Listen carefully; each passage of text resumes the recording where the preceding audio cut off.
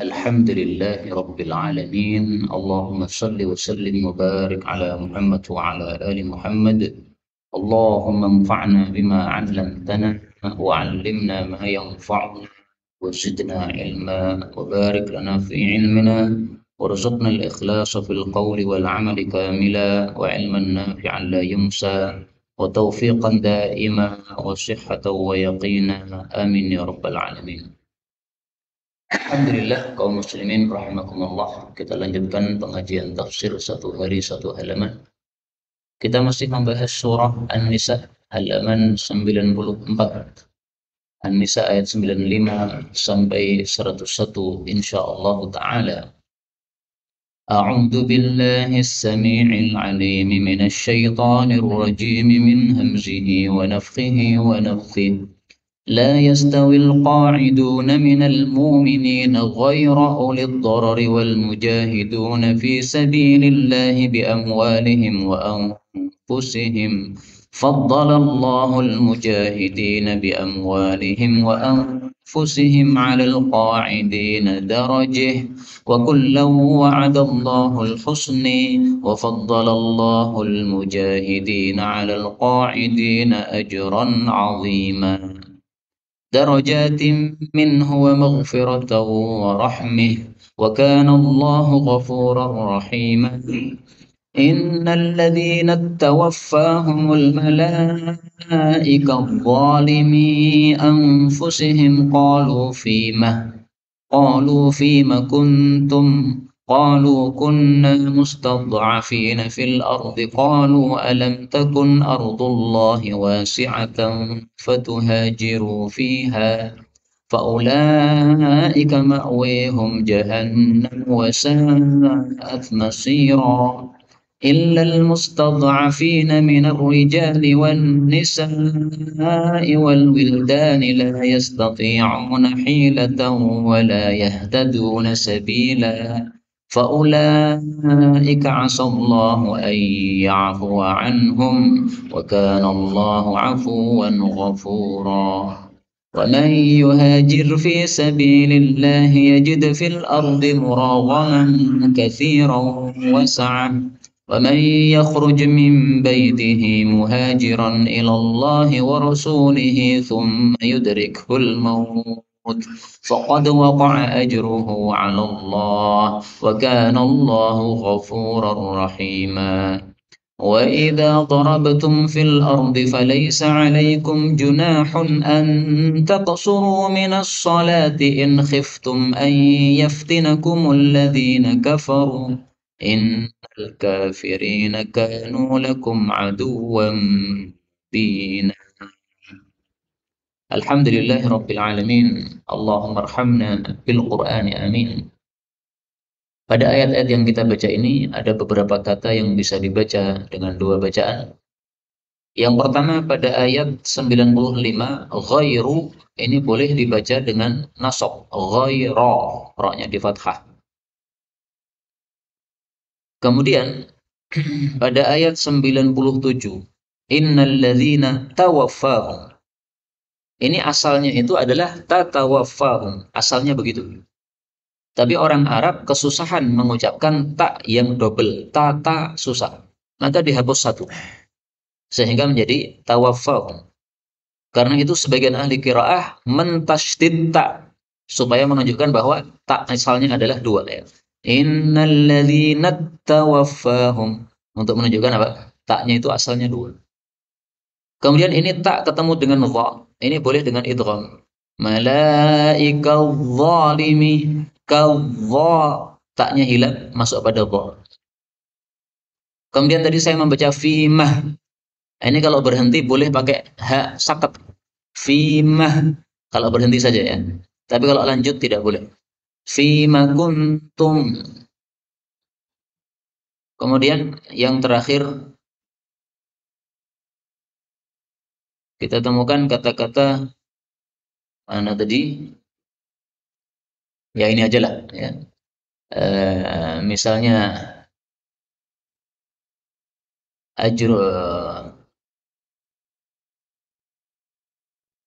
misalnya inilah innal kafirina Ini boleh juga pakai hak sakat kalau berhenti. Tetapi kalau lanjut tidak boleh. Innal kafirina ka lakum, ini boleh juga dibaca lakumu sebagaimana qiraah Ibnu Katsir. Ini semuanya adalah qiraah mutawatirah yang sumbernya dari Rasulullah sallallahu alaihi wasallam. Adapun tafsirnya secara ringkas, Allah mengatakan pada surah An-Nisa ayat 95, la yastawi, tidak sama, al-qa'iduna, orang-orang yang duduk. Duduk maksudnya tidak jihad. Minal mu'minin, dari kalangan orang-orang beriman. Tapi ada pengecualian. Ghaira, selain ulid darar, orang-orang yang memiliki uzur. Wal mujahiduna, dan juga para mujahid. Tidak sama antara yang duduk dengan yang berjihad fi sabilillah, di jalan Allah.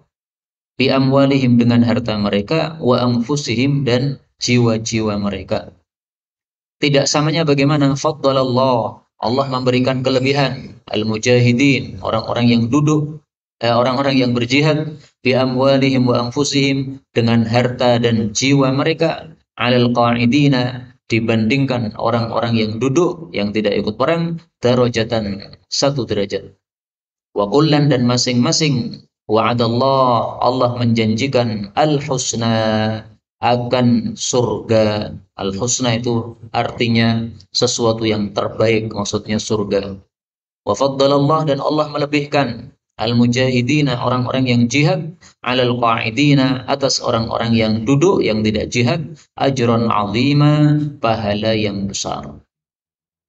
Kaum muslimin rahimani wa rahimakumullah, ayat ini menunjukkan bahwa jihad hukumnya fardu kifayah, bukan fardu ain. Fardu kifayah maksudnya, kalau sudah ada umat Islam yang berangkat jihad, maka umat Islam yang lain tidak berangkat jihad tidak apa-apa. Yang penting sudah cukup yang berangkat tadi, mencukupi terhadap jihad tersebut. Karena di sini Allah Subhanahu wa taala mengatakan, wa kullu wa'adallahu al-husna, masing-masing baik yang jihad maupun yang duduk, Allah janjikan mendapatkan surga. Dan ini sesuai dengan kalam Allah Subhanahu wa taala yang lain yang menunjukkan bahwa jihad tidak wajib. Liyanfiru, surah At-Taubah ayat 122. Wa ma kana al-mu'minuna liyanfiru kaffah, dan tidaklah pantas orang-orang beriman itu berangkat jihad semuanya total. Jangan. Falaula nafara min kulli firqatin minhum ta'ifah, hendaklah ada ta'ifah, satu kelompok, liyatafaqahu fiddin, yang mereka bersungguh-sungguh mempelajari agama ini.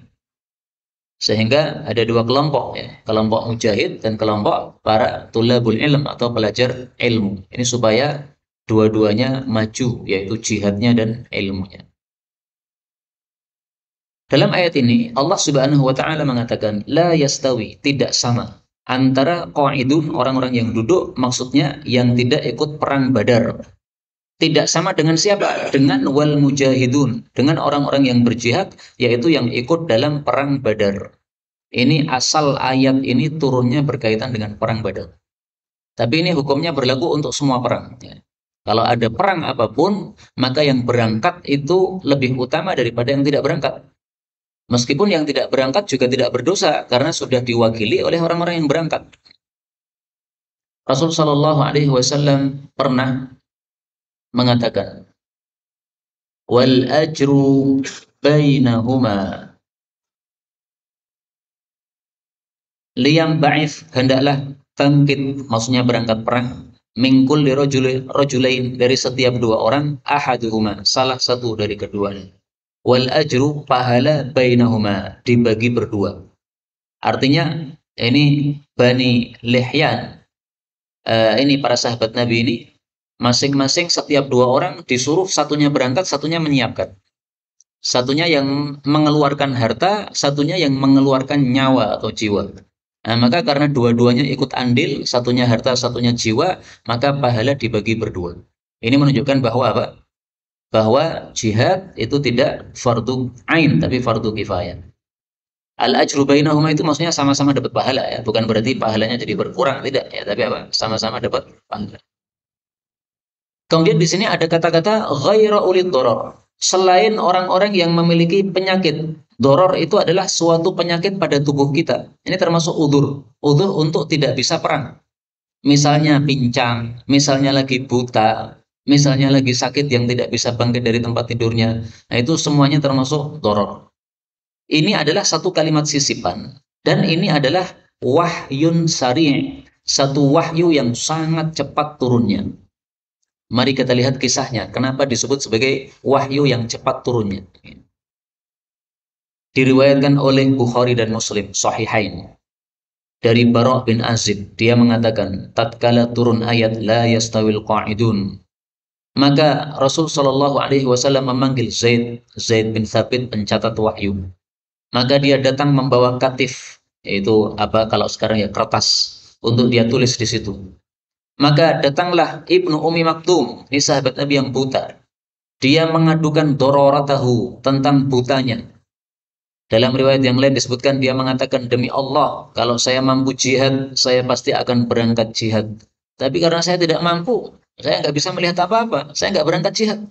Maka kalau saya yang tidak berangkat jihad ini dianggap lebih rendah daripada yang jihad, ya saya nggak setuju saya ini. Saya ini sebenarnya niatan jihad. Maka turunlah ayat ghairu ulid doror. Jadi ayat ini asalnya itu tidak ada kata-kata ghairu ulid doror. Asalnya ayatnya ini adalah la yastawil qa'iduna minal mu'minina wal mujahiduna fi sabilillah. Asalnya begitu. Begitu Abdullah bin Ummi Maktum ini datang, kemudian lapor kepada Nabi, ya Rasulullah, saya buta, kalau saya nggak buta saya jihad, maka Allah turunkan kalimat ini, ghaira ulid dharar. Baiklah, selain orang-orang yang punya uzur, maka tidak termasuk yang dibandingkan di sini. Yang penting niatan dia adalah niatannya untuk jihad, maka dia sudah mendapatkan pahala jihad tersebut. Dan ini sesuai dengan sabda Nabi yang lain. Habasahumul udhru. Hadis riwayat Bukhari. Rasul sallallahu alaihi wasallam bersabda, "Inna bil Madinati aqwaman." Di Madinah ada beberapa kaum. Masirtum masiran wala qata'tum wadiyan. Tidaklah kalian menempuh satu perjalanan, yaitu jihad, illa kanu ma'akum, kecuali mereka menyertai kalian. Maka para sahabat bertanya, ya Rasulullah, wahum bil Madinah, padahal mereka tinggal di Madinah. Qala, beliau menjawab, wahum bil Madinah, meskipun mereka berada di Madinah, tidak ikut perang. Habasahum, menahan mereka, al-udhru, suatu udhur. Jadi tidak perangnya bukan karena tidak ingin perang. Sebenarnya sudah niatan perang. Tapi mau berangkat malah demam, nggak bisa berangkat. Ya sudah, akhirnya alat-alat jihad yang sudah dia siapkan, dia berikan kepada temannya, ini siap dibawa aja pergi jihad, saya nggak bisa jihad. Nah, ini orang-orang seperti ini karena sudah ada niatan, dia dapat pahala. Dan ini berlakunya tidak hanya untuk jihad saja, untuk semua amal soleh juga begitu. Kita biasanya sholat berjamaah di masjid, karena hujan kita tidak ke masjid, ini sudah dapat pahala jamaah. Kalau sudah biasanya jamaah ya. Tapi kalau kadang-kadang jamaah, kadang-kadang tidak, ya nggak dapat. Tapi kalau sudah rutinan, pokoknya mendengar adzan tuh pergi ke masjid sholat jamaah. Nah, begitu ada uzur tidak bisa jamaah, ini pahala sholat jamaah sudah dapat. Demikian juga pengajian seperti ini. Panjenengan sudah biasa pada maghrib sampai isya duduk di pengajian. Suatu saat tidak bisa datang karena suatu uzur. Nah, maka ini sudah mendapatkan pahala dari Allah Subhanahu wa Ta'ala. Inilah rahmat Allah yang besar untuk umat Islam. Kemudian faedah berikutnya di sini Allah sebutkan berjihad dengan harta dan jiwa. Maka jihad itu ada dua macam, jihad dengan harta dan jihad dengan jiwa. Tambah satu lagi, jihad dengan lisan. Sebagaimana sabda Nabi Shallallahu Alaihi Wasallam, wa alsinatikum. Jahidul musyrikin, jihadilah orang-orang musyrik, bi amwalikum dengan harta, wa anfusikum dengan jiwa, wa alsinatikum dengan lidah atau dengan tulisan. Ya, hadis ini riwayat Abu Dawud sahih. Kemudian ayat ini menunjukkan bahwa nama lain dari surga adalah Al-Husna. Dan ini disebutkan oleh Allah dalam banyak ayat, tidak hanya satu ayat saja. Misalnya Allah Subhanahu wa Ta'ala mengatakan, lilladzina ahsanu, bagi orang-orang yang berbuat baik di dunia, al-husna, mendapatkan husna, yaitu jannah. wa ziyadah, dan mendapatkan tambahan. Tambahan yang dimaksud di sini adalah melihat Allah di dalam surga. Jadi kenikmatan surga yang paling besar itu kalau mata kita bisa melihat Allah. Maka disebut sebagai ziyadah, tambahan. Mudah-mudahan semua kita bisa melihat Allah pagi sore dalam surga. Amin ya rabbal alamin. Kemudian Allah Subhanahu wa taala menjelaskan apa itu ajrun azimah, pahala yang besar yang diberikan khusus untuk orang-orang mujahid, yaitu yang tidak diberikan kepada para qaidin, orang-orang yang duduk, yang tidak ikut perang. Dijelaskan oleh Allah, ajrun azimah itu adalah darajatin, beberapa derajat, minhu dari Allah, wa maghfiratan, dan ampunan, wa rahmatan, dan rahmat.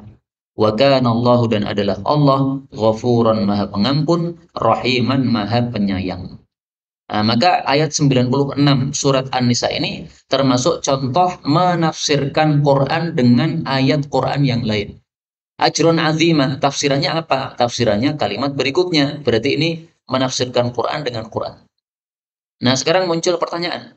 Mari perhatikan ya. Pada ayat sebelumnya Allah katakan, Allah melebihkan mujahid di atas orang-orang yang duduk satu derajat. Di sini disebutkan satu derajat. Sementara di sini disebutkan darajatin, beberapa derajat. Lah yang benar yang mana ini? Kan tidak mungkin ada ayat Quran yang salah. Nah, maka untuk mengkompromikan dua ayat ini, para ulama sebagiannya mengatakan yang dimaksud di sini adalah qaidin, orang-orang yang duduk tapi punya udzur. Jadi ada tiga orang ya. Ada orang yang jihad, ada orang yang duduk dengan sebab udzur, ada orang yang duduk tanpa ada udzur. Nah, kalau para mujahid ini dibandingkan dengan yang duduk tetapi ada udzurnya, itu derajatnya hanya darajah, satu derajat perbedaannya. Tapi kalau dibandingkan dengan yang kelompok tiga, yang mereka duduk tapi tidak ada udzur sama sekali, maka bandingannya adalah darajatin, beberapa derajat. Sehingga tidak ada pertentangan di antara dua ayat ini sama sekali. Kemudian Allah mengatakan, innalladzina, sesungguhnya orang-orang yang tawaffahum, mematikan mereka, al-malaikatu, para malaikat, zalimi anfusihim, dalam keadaan mereka itu mendolimi diri-diri mereka. Qalu, mereka para malaikat mengatakan atau bertanya, ya, fima kuntum, dalam hal apa kondisi kalian itu? Qalu, mereka menjawab, kunna, adalah kami, mustata'afin, dilemahkan, fil ardi, di bumi. Qalu, malaikat berkata, alam takun, bukankah ardillahi, buminya Allah, wasi'atan, luas, fatuhajiru fiha, lalu kalian bisa hijrah kepadanya. Faulaika, maka mereka itu, ma'wahum, tempat tinggal mereka, jahannam, adalah neraka jahannam. Wasa'at masira, dan seburuk-buruk tempat kembali atau tempat tinggal. Apa sih maksud ayat ini? Agak susah dipaham ya dari terjemahnya. Apa yang dimaksud dimatikan malaikat dalam kondisi zalim? Nah, ketahuilah, ayat ini bicara tentang orang-orang yang Islam tapi di Mekah. Dia tidak mau hijrah ke Madinah.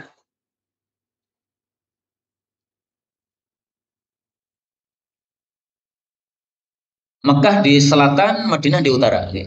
Mereka berada di Mekah, sudah masuk Islam, menyembunyikan Islam mereka, tidak mau hijrah ke Madinah. Padahal sudah ada kewajiban perintah hijrah ke Madinah.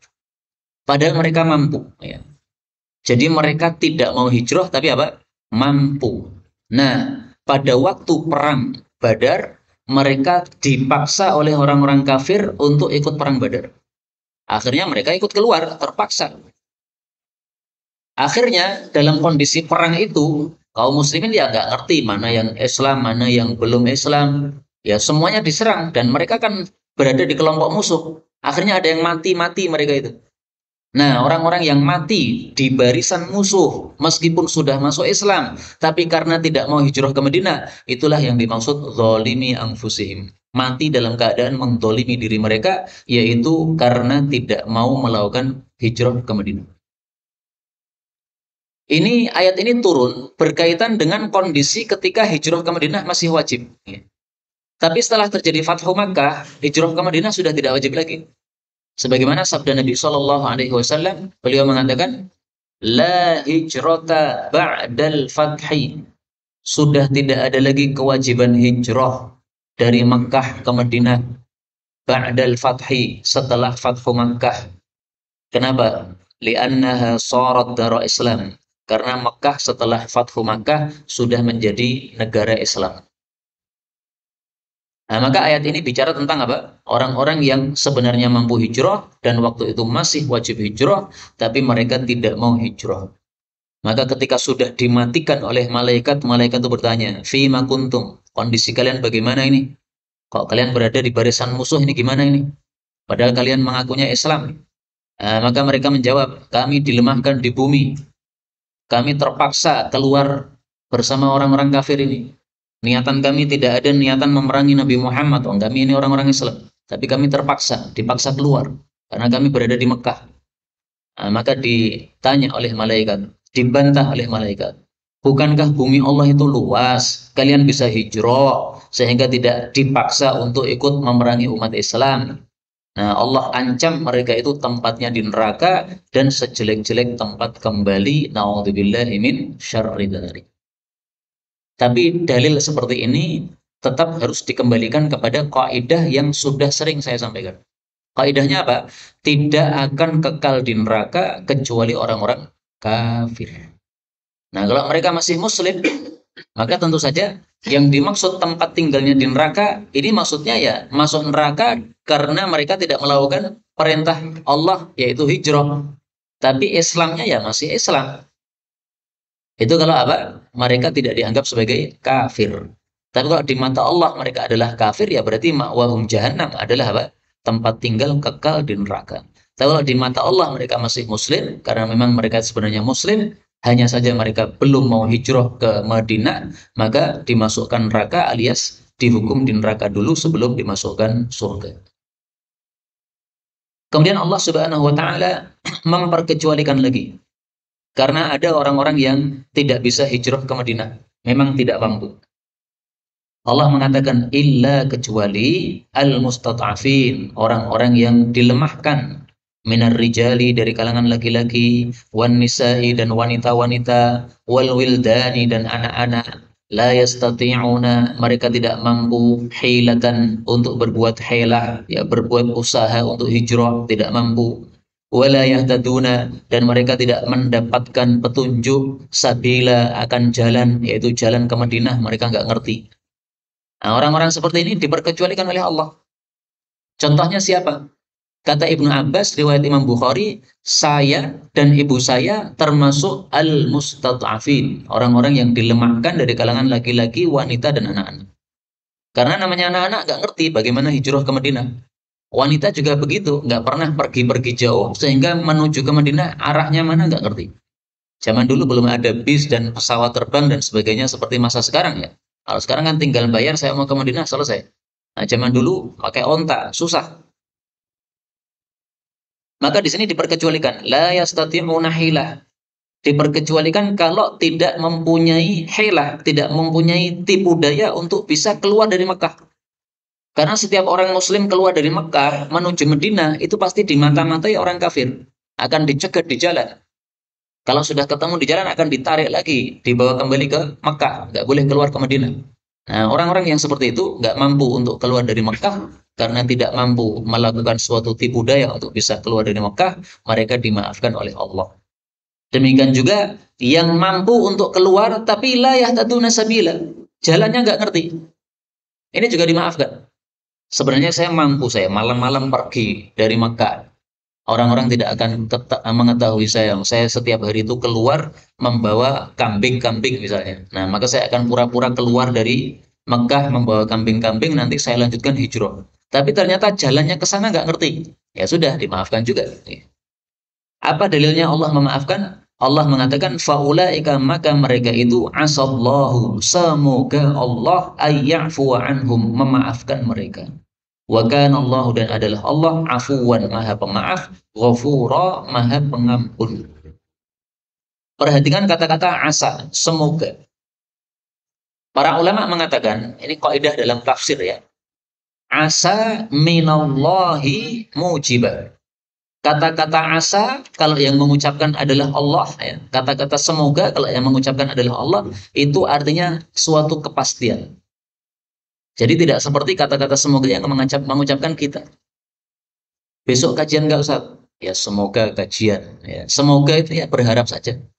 Bisa jadi besok nggak kajian. Karena hujan deras, kemudian ini kan masjidnya pakai seng, ya. Nah, masjid pakai seng kajian kalah.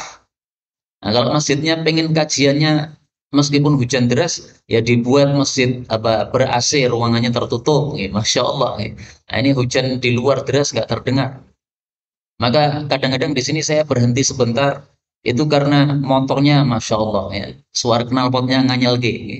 Mengalahkan suara saya di sini, ya, berhenti dulu, ngalah dulu saya. Baik, kembali ke sini. Kata-kata asa, semoga kalau dari Allah itu maksudnya pasti, pasti Allah mengampuni mereka. Kenapa kata-kata semoga dari Allah kok pasti? Karena Allah itu maha kuasa. Adapun kita kan maha lemah. Sehingga semoganya kita itu ya sekedar berharap. Bisa jadi, bisa tidak. Tapi Allah maha kuat sehingga meskipun mengatakan semoga, pasti terjadi. Kemudian dari ayat ini kita ambil pelajaran juga bahwa salah satu sifat Allah adalah afu, maha pemaaf. Nah, kaidahnya para ulama mengatakan semua sifat Allah, Allah menyukainya. Jadi Allah menyukai semua sifat-sifatnya. Karena itu siapapun orang yang menyerupai sifat Allah pasti disukai oleh Allah. Karena itu supaya kita disukai oleh Allah gimana? Jadilah orang yang pemaaf. Ada orang berbuat salah ya sudah dimaafkan.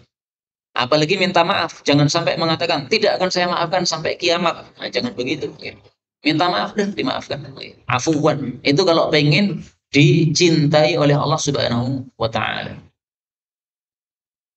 Ini sesuai hadis Nabi juga bahwasanya Allah itu afu, ya. Dalam hadis disebutkan Allahumma innaka afuwun, ucapkanlah wahai Aisyah pada malam Lailatul Qadar, ya Allah engkau itu maha pemaaf, tuhibbul afwa, menyukai permaafan, fa'fu anni, maka maafkanlah saya. Nah, ini perhatikan kata-kata tuhibbul afwa. Allah mencintai permaafan. Jadi sifat Allah yang berupa memaafkan itu sifat yang dicintai oleh Allah. Sehingga kalau kita memiliki sifat ini, kita ikutan dicintai oleh Allah Subhanahu wa taala. Innaka afuwun, tidak usah ditambahi karimun, ya. Karena yang tambahan karimun itu hadisnya dhaif. Allahumma afu anni fa innaka afuwun karimun. Nah, itu hadisnya dhaif. Kalau yang sahih, Allahumma innaka afuwun tuhibbul afwa fa'fu anni. Ini hadisnya sahih. Kemudian Allah menyebutkan fadilah hijrah.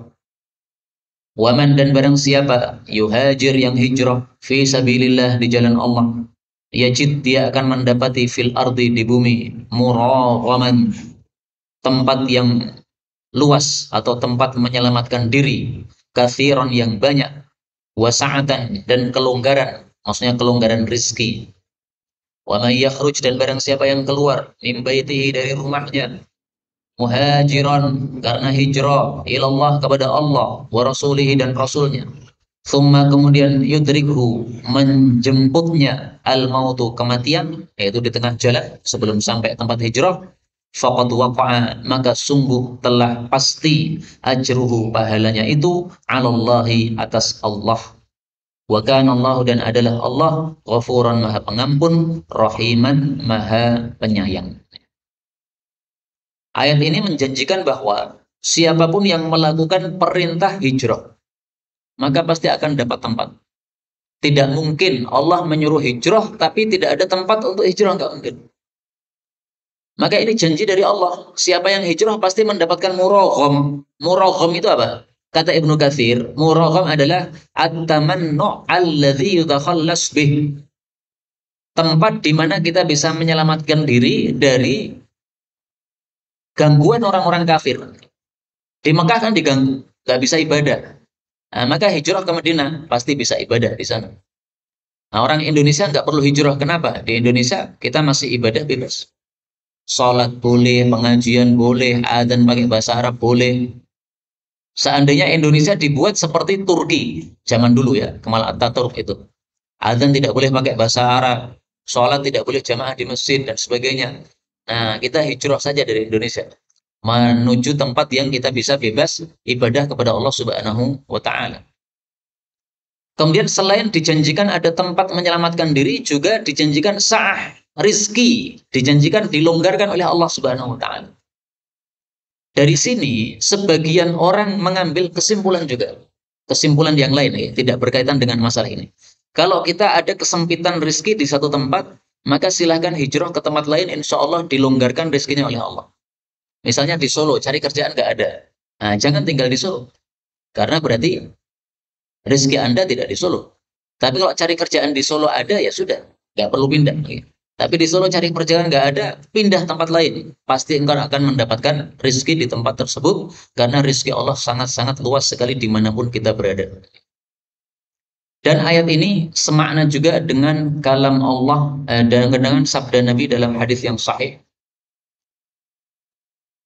Beliau mengatakan, innaka lan tad'a syai'an lillah, sesungguhnya kamu tidak akan meninggalkan sesuatu karena Allah, illa abdalakallahu bihi, kecuali Allah pasti akan beri ganti ma huwa khairul laka minhu, sesuatu yang lebih baik daripada yang engkau tinggalkan tadi. Mekah tempat tinggal mereka, disuruh meninggalkan menuju ke Madinah. Nah, kalau kita meninggalkan Mekah menuju Madinah ini karena Allah, dijamin abdalakallah, Allah kasih ganti, tur gantinya itu khair, lebih baik. Dan ini berlaku untuk semua hal. Pokoknya apapun yang kita tinggalkan karena Allah, Allah kasih ganti. Misalnya ini ada pekerjaan haram, ya, pekerjaan di bank, gajinya dari riba, haram. Udah tinggalkan saja, keluar dari bank, cari kerjaan yang lain. Janji dari Nabi, abdalakallah, Allah pasti kasih ganti kamu, pasti itu. Ya. Maka ini nasihat bagi setiap umat Islam yang masih kerja haram di bank. Meskipun KTP-nya Islam, sholatnya ke masjid juga, Ramadan juga puasa, haji ya datang ke Mekah, tapi masih mau makan riba, gaji riba, tinggalkan. Karena kalau ditinggalkan karena Allah, ini dijamin Nabi, abdalakallah, diberi ganti oleh Allah yang lebih baik. Kemudian di sini kemudian di sini Allah menyebutkan orang yang sudah keluar dari rumah untuk hijrah, tapi ternyata di tengah jalan mati. Ini ayat ini berkaitan dengan sahabat Nabi yang bernama Abu Dhamrah Az-Zuraqi. Dia orangnya musab al-basar. Matanya sakit. Apakah buta ataukah yang lain, pokoknya matanya ada masalah. Sehingga dia tidak mau hijrah, dia pilih di Mekah saja. Karena susah untuk hijrah dalam kondisi mata sakit. Tapi tatkala turun ayat tadi itu, bahwasanya yang boleh untuk tidak hijrah adalah yang la yastati'una hilah, yang tidak mampu berbuat hilah untuk hijrah, maka dia mengatakan, inni laghaniyun, saya ini orangnya kaya, wa inni ladzu hilah, dan saya punya kemampuan untuk melakukan hijrah. Akhirnya dia keluar hijrah. Tapi ternyata baru sampai Tan'im, itu dia sudah mati di situ. Padahal Tan'im itu mana? Tan'im itu adalah tempat paling dekat yang keluar dari Mekah. Ini Mekah ya. Begitu keluar ke tanah halal, itu Tan'im paling dekat. Nah, sampai Tan'im baru satu langkah atau dua langkah aja udah mati udah. Maka turun ayat ini menunjukkan bahwasanya meskipun dia baru keluar dari Mekah sedikit saja, tapi karena sudah ada niatannya hijrah, maka faqad waqa'a ajruh. Dia mendapatkan pahala, maksudnya pahala hijrah. Padahal bayangkan ya, ini Mekah, ini Madinah. Dia baru keluar beberapa langkah saja dari kota Mekah. Belum sampai ke Madinah, bahkan belum di tengah jalan belum, itu sudah dihitung oleh Allah. Makanya Allah mengatakan rahimah, Allah itu maha rahmat, sehingga dihitung niatnya meskipun amalnya belum kesampaian. Dan ini sesuai sabda Nabi Shallallahu Alaihi Wasallam, wa innama likulli imri'in ma nawa. Dan sesungguhnya masing-masing orang mendapatkan apa yang dia niatkan. Hadis muttafaqun alaih. Dan ini mengingatkan kita kisah orang zaman dulu yang pengen tobat. Setelah membunuh berapa? 100 nyawa. Dia diberitahu, kamu kalau mau tobat, pindah tempat. Ini tempat orang-orang jelek ini. Kamu pindah ke tempat orang-orang baik. Nah, dia menuju ke tempat orang-orang baik. Belum sampai ke sana sudah mati tengah jalan. Malaikat rebutan. Malaikat rahmat menganggap ini bagian saya. Malaikat azab mengatakan ini bagian saya. Belum sampai ke tempatnya. Maka Allah memberikan keputusan, udah diukur saja. Yang lebih dekat ke tempatnya itu yang dihukumi dia kena. Akhirnya diukur sambil Allah menyuruh, wahai tanah yang menuju ke tempat orang-orang baik, mengkeratlah kamu. Wahai tanah dari orang-orang yang jelek, kamu memanjanglah kamu. Ini sudah memanjang, yang sini sudah mengkerat, yang sini ternyata jaraknya hanya shibr, satu langkah apa, satu jengkal saja. Satu jengkal lebih dekat ke tempat orang-orang yang baik. Maka akhirnya diputuskan ini jatahnya malaikat rahmat, diambil oleh malaikat rahmat. Itulah rahim, maha rahmatnya Allah bagi orang-orang yang beriman dan taubat kepada Allah Subhanahu wa taala. Sampai di sini pembahasan tentang masalah hijrah dan sebagainya tadi sudah selesai. Kemudian Allah membicarakan masalah lain. Maka Allah mengatakan, wa idza, dan apabila darabtum, kalian itu bersafar fil ardi, di bumi, falaisa alaikum junah, maka tidak ada dosa bagi kalian antak suruh, untuk mengkosor, meringkas, minas salati, dari sebagian salat, yaitu salat 5 waktu.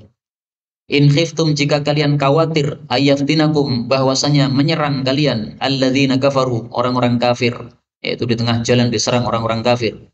Innal kafirina, sesungguhnya orang-orang kafir, kanu, adalah mereka, lakum, bagi kalian, aduwan, musuh, mubina, yang nyata. Ayat ini bicara tentang salah satu rahmat Allah yang lain. Jadi masih berkaitan dengan rahimah tadi ya. Rahmat Allah salah satunya apa? Adalah taksuru, boleh mengkosor salat. Kapan boleh mengkosor salat? Idza darabtum, kalau kalian safar. Dalam ayat ini disebutkan safar yang bagaimana? In khiftum ayyaftinakumul ladzina kafaru. Safar yang kalian khawatir kalau diserang oleh orang-orang kafir.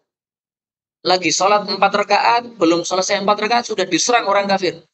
Nah, maka kalau khawatir seperti itu silahkan dikosor. Supaya segera selesai sholatnya, sehingga kekhawatiran diserang orang kafir nggak ada. Nah, sekarang pertanyaannya, bagaimana kondisi kita sekarang sedang aman, tidak ada kekhawatiran sama sekali? Apakah ayat ini masih berlaku? Nah, maka jawabnya adalah hadis Nabi SAW. Diriwayatkan oleh Imam Bukhari, diriwayatkan oleh Imam Muslim, bahwasanya Ya'la bin Umayyah, ini sahabat Nabi yang masuk Islam belakangan. Dia bertanya kepada Sayyidina Umar, wahai Sayyidina Umar, kalam Allah, laisa alaikum junahun an taqsuru minas shalah in khiftum ayaftinakumul ladzina kafaru. Faqad aminan nas. Sekarang kita sudah aman, boleh enggak mengkosor? Maka Sayyidina Umar menjawab, saya juga pernah heran terhadap apa yang engkau heran darinya. Ajibtu mimma ajibta minhu. Lalu saya tanya kepada Nabi SAW tentang masalah ini, maka Nabi menjawab, shadaqatun, ini merupakan sedekah. Tasaddaqallahu biha alaikum, yang Allah sedekahkan untuk kalian, faqbalu shadaqatah, maka terimalah sedekah dari Allah. Artinya safar boleh kosor, itu sedekah dari Allah. Mau takut, mau aman, sama saja. Maka kata-kata ini, in khiftum, jika kalian khawatir untuk diserang orang kafir, ini seolah-olah tidak berlaku. Artinya tidak harus takut bolehnya kosor itu. Aman pun juga boleh kosor. Seperti ini disebut oleh para ulama, kharaja makhrajal ghalib. Kalimatnya keluar karena sesuai kondisi yang waktu itu terjadi. Waktu itu ketika umat Islam masih sedikit, kalau safar kemana-mana itu pasti ketakutan. Di tengah jalan khawatir diserang, di tengah jalan khawatir dirampok, dan sebagainya. Nah, kondisi itu karena disebutkan sesuai dengan kondisi yang ada, ini tidak membatasi hukum. Contohnya banyak dalam Quran ya. Misalnya, la ta'kulur riba adha'afan mudha'afah. Jangan kalian makan riba dalam keadaan berlipat ganda yang dilipat-lipat gandakan. Ini riba zaman dulu seperti itu. Utang 1 juta, bayar 1.100.000. Ini berarti berlipat ganda. Kalau sudah jatuh tempo tidak bisa membayar, maka diundur lagi, tapi ribanya nambah 1.200.000. Nah, ini mudha'afah, bertambah-tambah begitu. Seandainya ada riba yang tidak begitu, gimana? Tetap haram. 1 juta nambahnya 100 rupiah, tetap haram. Meskipun itu bukan adha'afan mudha'afah. Kenapa? Ini kharaja makhrajal ghalib. Munculnya kata-kata adha'afan mudha'afah itu karena kebiasaan riba zaman dulu adalah adha'afan mudha'afah. Tapi riba apapun, sekecil apapun, tetap apa? Haram, tetap dosa. Nah, itu contoh kharaja makhrajal ghalib. Kemudian dari ayat ini, para ulama mayoritas berpendapat qasar tidak wajib. Karena Allah mengatakan, فَلَيْسَ عَلَيْكُمْ جُنَاحٌ. Tidak dosa untuk qasar. Kata-kata tidak dosa menunjukkan apa? Qasar tidak wajib. Karena itu kalau kita safar, silahkan qasar, silahkan tidak qasar. Semuanya boleh. Maka Sayyidina Uthman, itu kalau safar, dia tidak qasar.